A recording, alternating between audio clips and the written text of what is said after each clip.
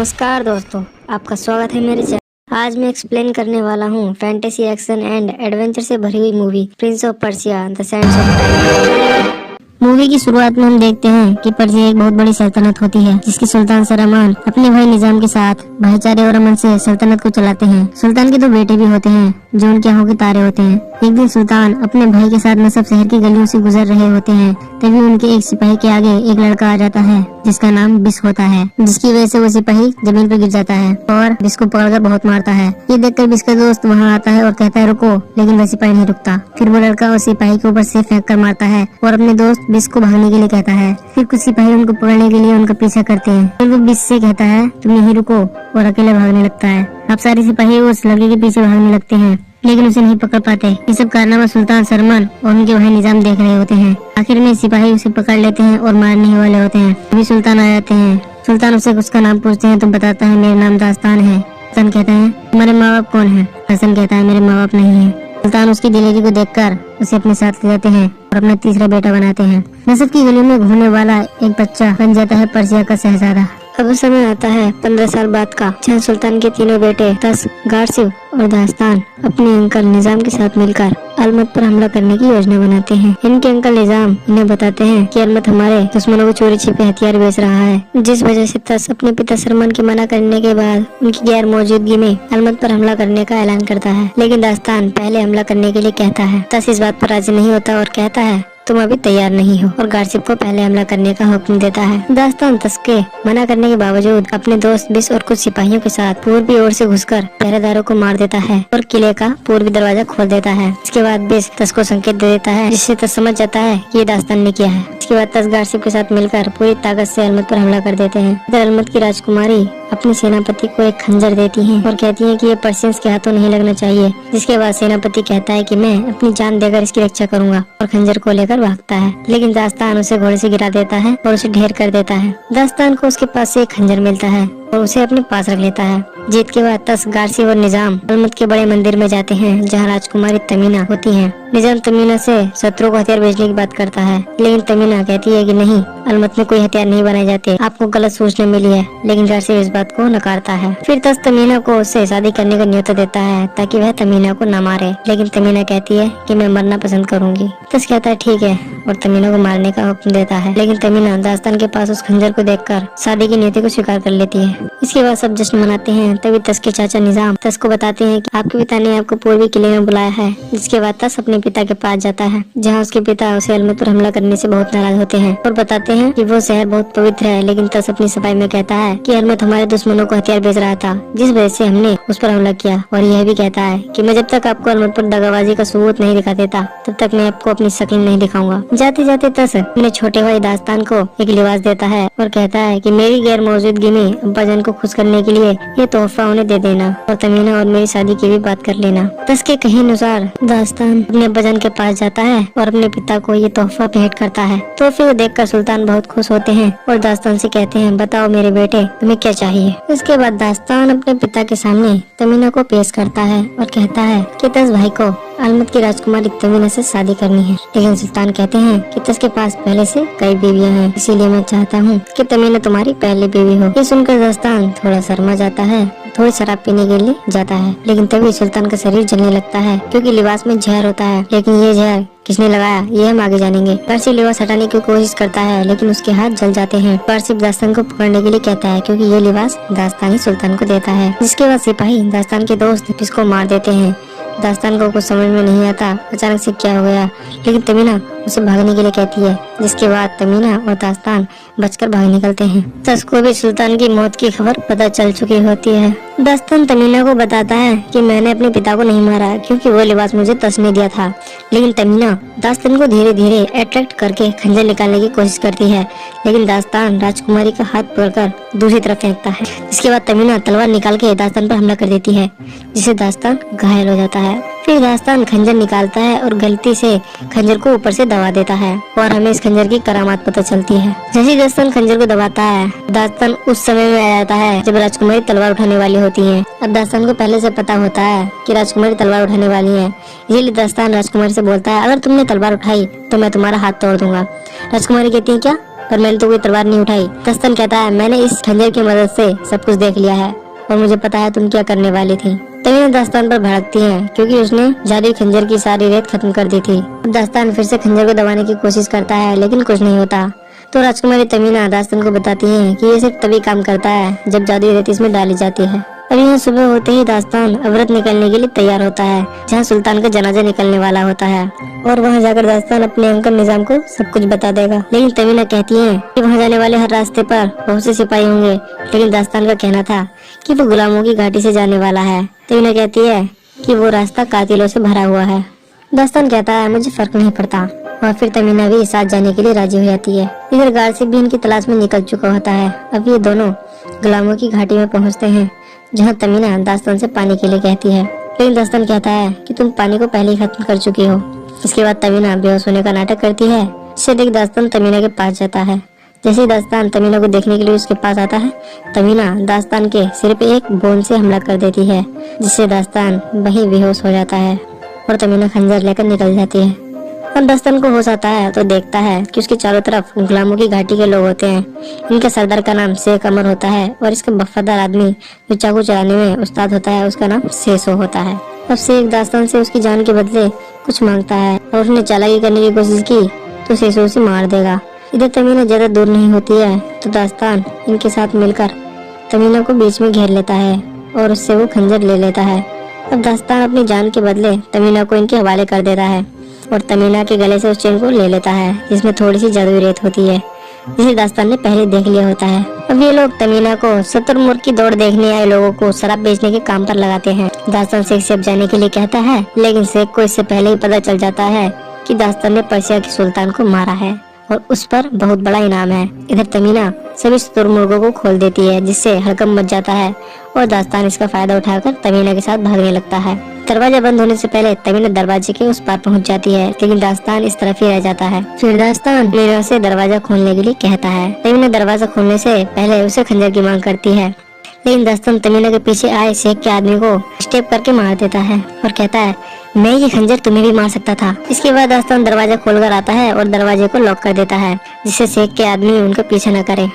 अब दास्तान अपना भेष बदलकर किसी तरह अवरत पहुंच जाता है जहां वो चोरी छिपे अपने अंकल निजाम से मिलता है और उन्हें बताता है कि मैंने अपने पिता को नहीं मारा और सबूत के लिए वह उसे जादुई खंजर दे देता है, लेकिन उसमें खंजर नहीं होता। दास्तान समझ जाता है कि तमीना फिर से खंजर को लेकर भाग गई है। निजाम दास्तान से कहता है कहाँ है जादुई खंजर, क्या तुम मुझे पागल बना रहे हो? लेकिन तभी दास्तान की नजर निजाम के हाथों पर जाती है जो कि जले हुए होते हैं। दास्तान निजाम से उसके हाथों के बारे में पूछता है तो निजाम का कहना था कि सुल्तान को बचाते वक्त उसके हाथ जल गए। अब दास्तान यह समझ जाता है कि लिबास में जहर लगाते वक्त इनके हाथ जले होंगे क्योंकि सुल्तान को बचाते वक्त गार्ड के हाथ जलते हैं न कि निजाम के। अब निजाम यहाँ पर चाल खेलता है और दास्तान को सिपाहियों द्वारा घेर लेता है, लेकिन दास्तान सिपाहियों को मारकर निकल जाता है। दास्तान को गार्ड रोक लेता है और उस पर हमला करने लगता है, लेकिन दास्तान गार्ड को घायल कर देता है और कहता है कि मैंने पिताजी को नहीं मारा। इससे पहले कि सिपाही उसे देख लेते दास्तान अपना चेहरा छिपाकर वहाँ से निकल जाता है। इधर तस अपने अंकल निजाम से अवरत में हुई इंसिडेंट के बारे में पूछता है। यह निजाम का कहना था कि वो मुझे मारने आया था, लेकिन हम व्यूअर्स को पता है कि निजाम झूठ बोल रहा है। इसके बाद निजाम तस को सलाह देता है कि उसे जिंदा वापस मत आने दो, लेकिन तस अपने पिता की तरह ही अमन और कानून के नियम से दास्तान को सजा देना चाहता है और जिंदा वापस लाने का हुक्म देता है। निजाम अपना काम न बनते देख हसन सिंह के अड्डे पर जाता है। अब हसन सिंह पर्सिया की खुफिया कातिलाना फौज होती है जिसे सुल्तान ने बंद कर दिया था, लेकिन निजाम ने इस हुक्म को नजरअंदाज किया और इस फौज को बरकरार रखा। अब निजाम हसन सिंह लीडर को दास्तान को मारने और खंजर वापस लाने का हुक्म देता है और फिर हसन सिंह लीडर अपने साथियों के साथ निकल पड़ता है। इधर दास्तान घोड़ों के पैरों के निशान की मदद से तमीना को ढूंढ लेता है और खंजर छीन लेता है। दास्तान तमीना से पूछता है कि निजाम इस खंजर की मदद से सिर्फ कुछ समय ही पीछे जा सकता है, तो उसे ये खंजर क्यों चाहिए? जहाँ तमीना अलमत के नीचे देवताओं की बनाई हुई एक जादुई रेत की घड़ी के बारे में बताती है और कहती है कि इसकी मदद से कोई भी जितना चाहे उतना समय में पीछे जा सकता है। दास्तान तमीना को एक कहानी सुनाता है जो कहानी सुल्तान ने बचपन में दास्तान को सुनाई थी। इस कहानी में निजाम और सरमन होते हैं जो एक हिरन का शिकार कर रहे होते हैं, लेकिन अब इनके पीछे एक शेर भी होता है जिसके बारे में इन्हें पता नहीं होता।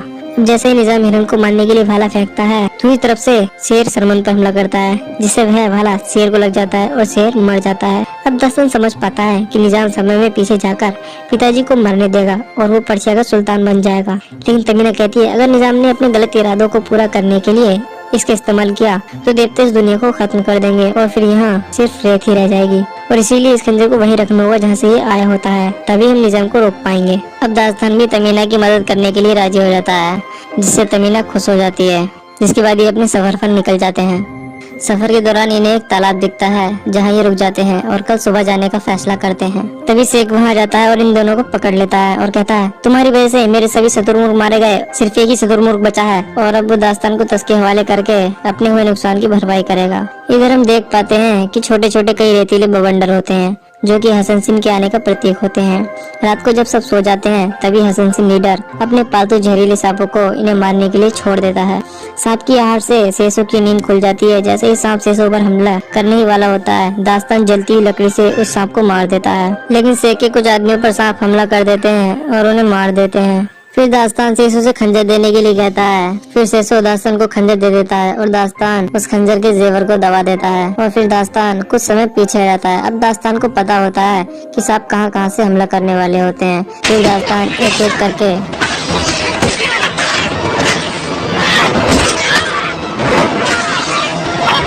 सभी सांपों को मार देता है। ये देखकर हसन सिंह लीडर हैरान रह जाता है। शेख भी ये सब देखकर हैरान रह जाता है और दास्तान से पूछता है कि तुमने कैसे किया, लेकिन दास्तान बात बनाते हुए कहता है ये तो स्वाभाविक है। इधर दास्तान ने शेख की जान बचाई होती है, इसीलिए शेख इन्हें हिंदू कुश की पहाड़ियों तक छोड़ देता है। लेकिन तमीना उससे कहती है कि हमें तुम्हारी जरूरत है। शेख कहता है हम ऐसे तूफान में तुम्हारी मदद नहीं कर सकते, लेकिन तमीना शेख को बताती है कि अगर हम मंदिर पहुंच गए तो तुम वहां से बहुत सारा सोना ला सकते हो, और शेख सोने के लिए उनके साथ चल पड़ता है। इधर गार्सिप भी इनके पीछे पीछे ही आ रहा होता है। जब ये हिंदू कुश पहुंचते हैं तो देखते हैं कि हिंदू कुश के गांव के सभी लोगों को हसन सिंह ने रात को ही मार दिया होता है। दास्तान तमीना को खंजर देता है और उसे वहीं देवताओं के बनाए गए मंदिर में रखने के लिए कहता है। अब गार्सिप अपने सिपाहियों के साथ दास्तान को घेर लेता है, लेकिन दास्तान गार्सिप से कहता है कि निजाम ने पिताजी को मारा है और हसन सिंह के बारे में बताता है। लेकिन गार्सिप को इस बात पर यकीन नहीं आता और कहता है कि हसन सिंह मर चुके हैं। दास्तान गार्सिप से कहता है कि निजाम मुझे मारना चाहता है, क्योंकि अगर मुझ पर कानूनी तरीके से कार्रवाई की गई तो उसकी सच्चाई सामने आ जाएगी। फिर गार्सिप कहता है हाँ, निजाम ने तुम्हें मरवाने के लिए कहा, लेकिन तस राजी नहीं हुआ और तुम्हें जिंदा वापस लाने का हुक्म दिया है। लेकिन तभी हसन सिंह आ जाते हैं और तस के सिपाहियों पर हमला कर देते हैं। तस जैसे ही बाहर जाता है तस पर भी हमला हो जाता है और तस अधमरा हो जाता है। लेकिन तमीना मौका देखकर खंजर को मंदिर में रखने के लिए जाती है, जिसके पीछे पीछे दास्तान भी आ जाता है। जैसे ही तमीना खंजर को रखने ही वाली होती है, एक हसन सिंह वहाँ आ जाता है और लोहे के चाबुक से तमीना को बेहोश कर देता है और फिर दास्तान पर हमला कर देता है। तभी हसन सिंह का सांप वहाँ आ जाता है और खंजर को निकलकर हसन सिंह लीडर के पास चला जाता है। इधर हसन सिंह दास्तान को गिरा देता है और मारने ही वाला होता है, लेकिन गार्सिप अधमरी हालत में भाला उठाता है और उसके पेट में मार देता है, जिससे उस हसन सिंह की वही मौत हो जाती है। यहाँ गार्सिप मरते मरते दास्तान से माफी मांगता है और सल्तनत को बचाने के लिए कहता है। तमीना को जब होश आता है तो दास्तान को बताती है कि वो खंजर ले गए। दास्तान कहता है हम खंजर को वापस लेकर आएंगे। इधर हसन सिंह लीडर उस सांप का पेट फाड़ता है और खंजर को निकालकर निजाम को दे देता है। यहाँ दास्तान अपने भाई के शरीर को दफना देता है और शेख सोने से अपने घोड़ों को लाद लेता है। शिशु दास्तान से पूछता है कि अब तुम कहाँ जाओगे, तो दास्तान बताता है कि अब हम अलमत जाएंगे और निजाम को उस रेत की घड़ी का गलत इस्तेमाल करने से रोकेंगे। फिर शिशु शेख से दास्तान की मदद करने के लिए कहता है। पहले तो शेख मना करता है, लेकिन बाद में शिशु की वजह से मान जाता है और अलमत के लिए निकल पड़ते हैं। अलमत पहुंचने के बाद इन्हें पता चलता है कि निजाम रेत की घड़ी के लिए खुदाई करवा रहा होता है, लेकिन निजाम को रोकने के लिए दास्तान को तस को सच्चाई बतानी पड़ती, जिसके लिए उसको जादुई खंजर की जरूरत होती है, जिसकी रक्षा चाकू चलाने वाला हसन सिंह कर रहा होता है, जो कि बहुत तेज होता है। शेषो कहता है कि वो मुझसे ज्यादा तेज नहीं हो सकता, मैं तुम्हें वो खंजर ला कर दूंगा। इसके बाद शेख शेषो और दास्तान बड़े मंदिर के पहरेदारों को बेहोश कर देते हैं और शेषो को अंदर भेज देते हैं। जैसे ही शेषो अंदर जाता है, हसन सिंह शेषो पर हमला कर देता है, लेकिन शेषो बच जाता है। फिर हसन सिंह और शेषो दोनों एक दूसरे के ऊपर एक साथ हमला कर देते हैं। शेषो का चाकू हसन सिंह को लग जाता है और मर जाता है, लेकिन शेषो को भी हसन सिंह के जहरीले तीर लग जाते हैं। लेकिन सिपाही को उसे पकड़ने से पहले शेषो खंजर को फेंक देता है, जो शेख के पास आकर गिर जाता है। शेख दास्तान को खंजर दे देता है। यह निजाम मंदिर में देखता है कि खंजर नहीं होता। निजाम सिपाहियों से कहता है दास्तान यहीं पर है, जाओ उसे ढूंढो। दास्तान तस के पास पहुंचकर तस के गले पर खंजर रख देता है और कहता है कि ये सब निजाम ने किया है। तस कहता है निजाम ऐसा क्यों करेगा? तो दास्तान कहता है कि निजाम अलमत के नीचे एक जादुई रेत की घड़ी की मदद से सुल्तान बनना चाहता है। तस कहता है कहानी मत बनाओ, अगर तुम मुझे मारना चाहते हो तो मार दो। फिर दास्तान तस को बताता है अगर सच्चाई जाननी है तो इस खंजर के जेवर को दबा देना और अपने आप को ही खंजर मार लेता है। तभी निजाम बाहर जाता है, लेकिन तस उसे वहीं रुकने के लिए कहता है और खंजर के जेवर को दबा देता है। जिसके बाद तस अपनी आंखों से समय को पीछे चलते हुए देखता है और उसी वक्त में पहुंच जाता है जब दास्तान अपने आप को खंजर मारने वाला होता है। तस दास्तान को रोकता है और कहता है मुझे यकीन हो गया है मेरे भाई। दास्तान भी समझ जाता है कि तस ने खंजर की मदद से सब देख लिया है। तभी निजाम भी आ जाता है और दास्तान को देखकर सोचता है कि शायद इसने तस को सब कुछ बता दिया है, इसलिए निजाम तस का गला काटकर उसकी हत्या कर देता है और दास्तान से खंजर छीनकर दास्तान को मारने के लिए कहता है। लेकिन तमीना उस हसन सिंह का ध्यान भटकाती है जिसकी मदद से दास्तान उसे मार देता है। इधर निजाम को रेत की घड़ी भी मिल जाती है और इसके लिए नीचे जाने लगता है, लेकिन दास्तान और तमीना दूसरे खुफिया रास्ते से रेत की घड़ी तक जाते हैं जिसके बारे में तमीना को पता होता है। तमीना मंदिर के खुफिया दरवाजे को खोलती है जिससे रेत की घड़ी तक जाने का रास्ता होता है। दास्तान तमीना के पीछे पीछे चल रहा होता है, लेकिन तभी ऊपर से एक पत्थर का छोटा सा टुकड़ा गिर जाता है जिसकी वजह से वह रास्ता टूटने लगता है और दास्तान गिर जाता है। लेकिन दास्तान किसी तरह से अपने आप को बचाता है और रेत की घड़ी तक पहुंच जाता है जहां उसे हसन सिंह लीडर रोकता है। जैसे हसन सिंह का सांप दास्तान को काटने वाला होता है, तमीना पीछे से आकर सांप को हसन सिंह की आंख पर कटवा देती है। फिर दास्तान उसे नीचे धकेल देता है जिससे हसन सिंह लीडर भी मर जाता है। इसके बाद ये दोनों पहली बार एक दूसरे को किस करते हैं क्योंकि ये दोनों एक दूसरे को प्यार करने लगते हैं। अब निजाम भी यहाँ पहुँच चुका होता है, लेकिन दास्तान निजाम को रोकता है, लेकिन निजाम दास्तान को स्टेप करके घायल कर देता है। चट्टाने कमजोर होने के कारण दास्तान और निजाम नीचे गिर जाते हैं, लेकिन निजाम ऊपर चढ़ जाता है और तमीना को धक्का देकर गिरा देता है। लेकिन दास्तान तमीना का हाथ पकड़ लेता है। तमीना से उसका हाथ छोड़कर निजाम को रोकने के लिए कहती है। दास्तान के सभी करीबी मारे जा चुके होते हैं और अब तमीना भी मर जाती है। निजाम रेत की घड़ी के पास जाता है और खंजर को उसमें डाल देता है, लेकिन दास्तान खंजर को पकड़ लेता है। लेकिन निजाम खंजर के जेवर को खोल देता है जिससे समय पीछे होने लगता है और घड़ी भी धीरे धीरे चटकने लगती है। इससे पहले कि घड़ी पूरी तरह चटक जाती, दास्तान खंजर के जेवर को बंद कर देता है जिससे घड़ी अपने आप ठीक होने लगती है। दास्तान खंजर को निकाल लेता है और फिर दोनों रेतीले तूफान में उड़ जाते हैं। जब दास्तान अपने होशो हवास में आता है तो देखता है कि वह उस वक्त में आ चुका होता है जहाँ ये सब शुरू हुआ होता है। दास्तान के दोस्त बेस, उसके दोनों भाई और उसके पिता भी जिंदा होते हैं। सबसे पहले दास्तान तस के पास जाता है और उसे बताता है कि यहाँ कोई हथियार नहीं है, ये सारा खेल निजाम का बनाया हुआ है। तस को ये सब अच्छा नहीं लगता और कहता है अपनी बकवास बंद करो। दास्तान कहता है कि मैं बकवास नहीं कर रहा। फिर तस इसकी पुष्टि करने के लिए उस जासूस को बुलाने के लिए कहता है जिसने अलमत के हथियारों के बारे में बताया होता है। अब निजाम घबरा जाता है क्योंकि उसकी पोल खुलने वाली होती है, इसीलिए निजाम दास्तान पर हमला करने ही वाला होता है। इससे पहले तस निजाम को स्टेप करके मार देता है। अब तस अलमत की राजकुमारी से अलमत पर हमला करने के लिए माफी मांगता है और अपने भाई दास्तान से शादी करने के लिए भी कहता है ताकि बर्सिया और अलमत के रिश्ते सुधर सके। दास्तान तमीना को वो खंजर वापस लौटा देता है जो उनका होता है और हम इन दोनों के बीच की बॉन्डिंग को मजबूत होते हुए देखते हैं और इस खंजर को वहीं रख दिया जाता है जहाँ ये खंजर इस युद्ध से पहले रखा हुआ होता है। और मूवीज का एक्सप्लेनेशन देखने के लिए प्लीज लाइक, शेयर और मेरे चैनल को सब्सक्राइब कीजिए।